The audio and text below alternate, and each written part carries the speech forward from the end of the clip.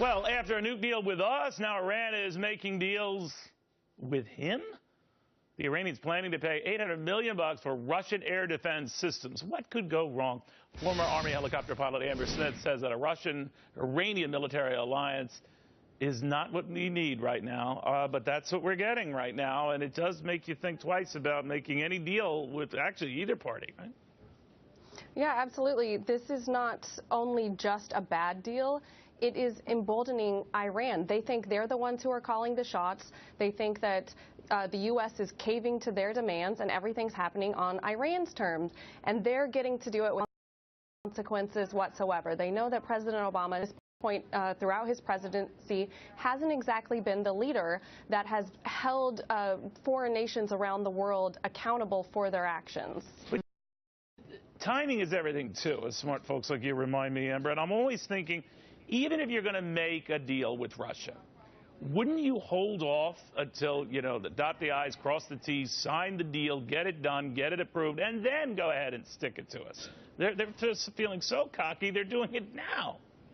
Well, you would think so, but it just goes to show how confident Iran is coming out of the negotiations, thinking that they're the ones calling the shots and they're in charge. And it's also interesting that Russia is all about jumping in, trying to get a head start on trade with Iran. They're not only selling this missile system to Iran, which the original sale went back in 2007.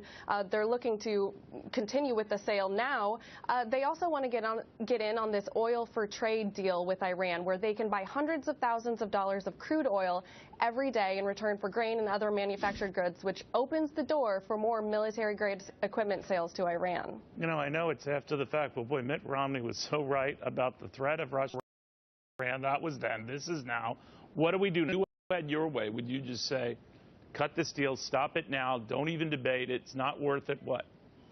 Well, I would come in with hard lines in terms of saying we are not caving in terms of what we want out of this deal. I think that Iran... Well, they say they're not caving, Amber. The administration, John Kerry says, we're not caving.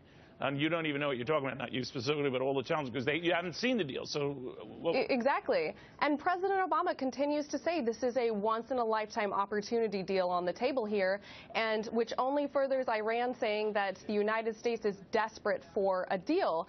The U.S. doesn't want to walk away. That's very obvious with what we've seen from out of the administration. But I think they're willing to, meet halfway. But Iran knows that essentially U.S. military operations are off the table. But that being said, they should probably not underestimate Israel. Israel is never, ever going to allow Iran to get a nuclear bomb, and they are going to be a little bit... What if this nuclear capability is spread so far and wide over Iran that it's not like a one-shot deal for Israel to bomb it like they did with Iraq in 1980? They can't do it anymore. That we've constructed it such a way and let so much time slip by that you can't bomb their bombs away.